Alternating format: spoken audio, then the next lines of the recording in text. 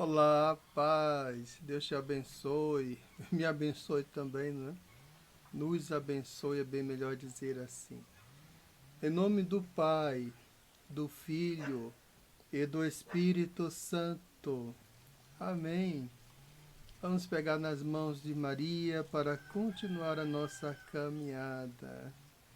Ave Maria, cheia de graça, o Senhor é convosco. Bendita sois vós entre as mulheres. Bendito é o fruto do vosso ventre, Jesus. Santa Maria, Mãe de Deus, rogai por nós, pecadores, agora e na hora de nossa morte. Amém. Eu espero que esteja tudo em paz aí na sua casa, no seu trabalho, onde você acompanha esse nosso encontro agora, esse vídeo. Espero que a presença de Deus realmente esteja inundando todo o seu ser. E se não estiver, nós vamos compreender hoje um pouco o que é que está faltando, o que é que está faltando. O encontro com Jesus é sempre um encontro bom. No entanto, Jesus tem uma liberdade de tocar em assuntos que às vezes nós não gostamos de tocar no assunto. Hoje ele está dizendo que vai para o Pai, que vai preparar um lugar. Quando ele diz que vai para o Pai, ele fala da morte dele. Quando ele diz que vai preparar um lugar, ele fala da sua morte, da minha morte. Ele preparou para nós um lugar. Ele nos fez conhecer um caminho. Ele mesmo é o caminho que leva ao Pai. Jesus se fez assim, se fez caminho para nós, caminharmos na sua direção. Sabemos que é um assunto que não agrada muito falar da própria morte, do fim de uma caminhada, do fim de uma provação.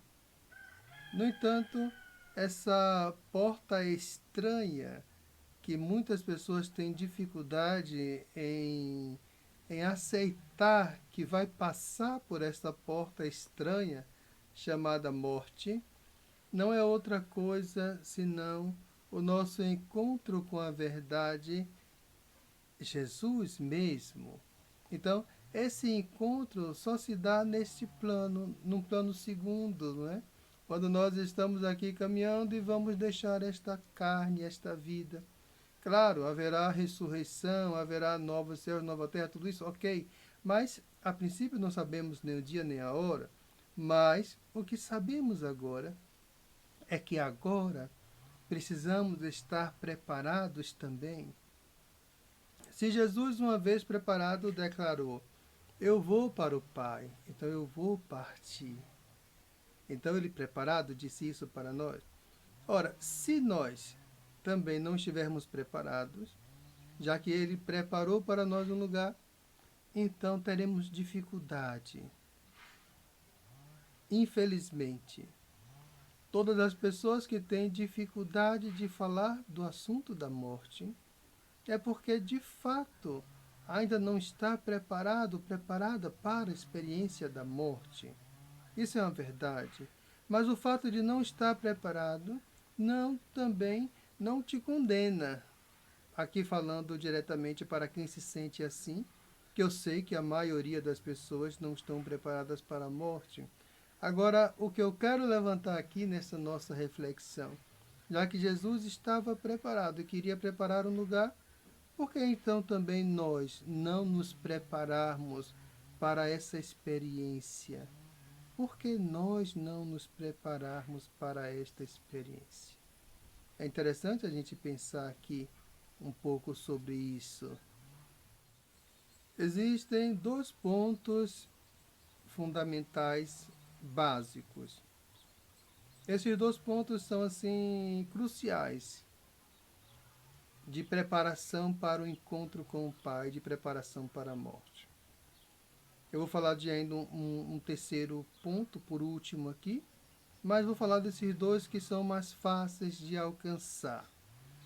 Primeiro ponto, é preciso que estejamos em estado de graça quando a morte chegar. O que é estado de graça? É estar sem ter cometido nenhum pecado mortal. O que é o pecado mortal? Pronto. O pecado mortal são aqueles que são indicados nos 10 mandamentos. Então, quando você não cometeu um pecado mortal, ou se cometeu, Deus livre, você confessou, então você já está em estado de graça. Isso é um ponto aqui da nossa preparação. Mas esse ponto ele é muito básico mesmo. Por quê? Porque de cada pecado que nós cometemos, nós recebemos através da igreja o perdão da culpa, mas ainda resta-nos pagar a penitência por aquele pecado. E a penitência não é só necessariamente aquela que o padre prescreve após a confissão. Não, existe uma penalidade.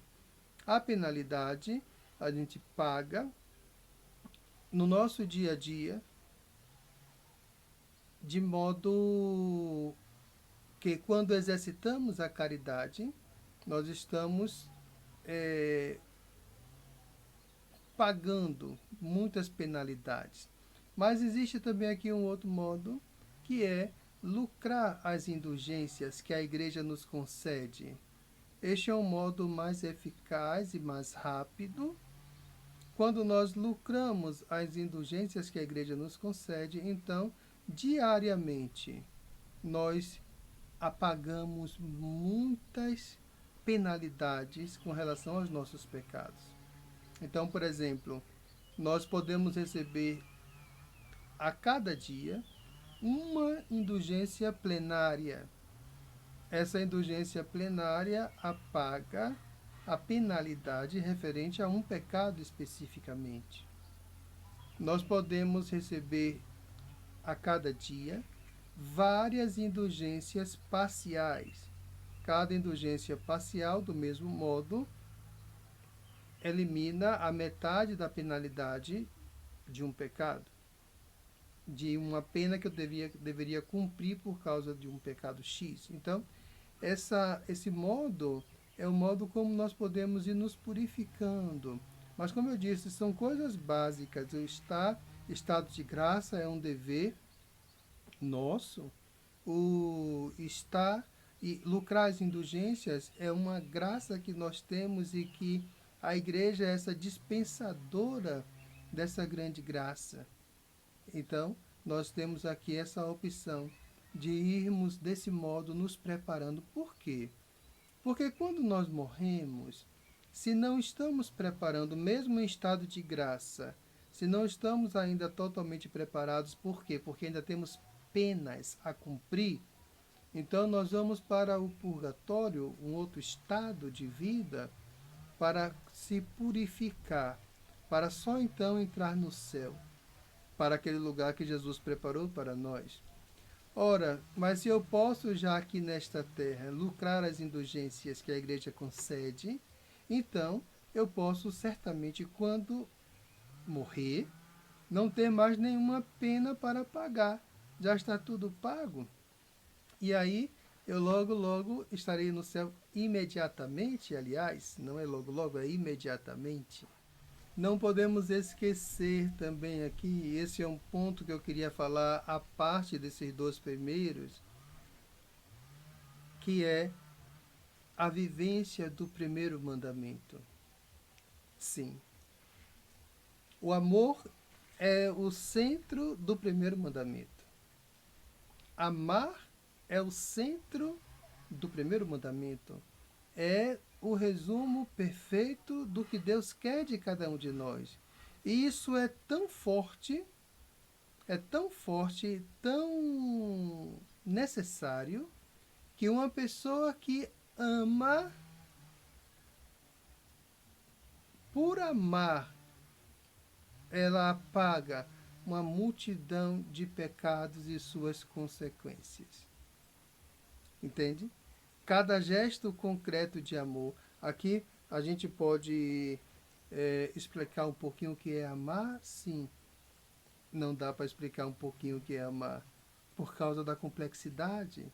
Mas uma pessoa que ama, isso aí, cada um deve buscar construir essa característica dentro de si. Uma pessoa que ama, que ama, que ama profunda e verdadeiramente, ela simplesmente não passa nem por julgamento,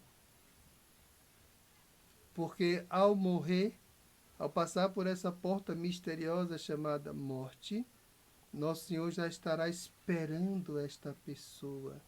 Então, essa experiência de morte não é um problema para uma pessoa que ama.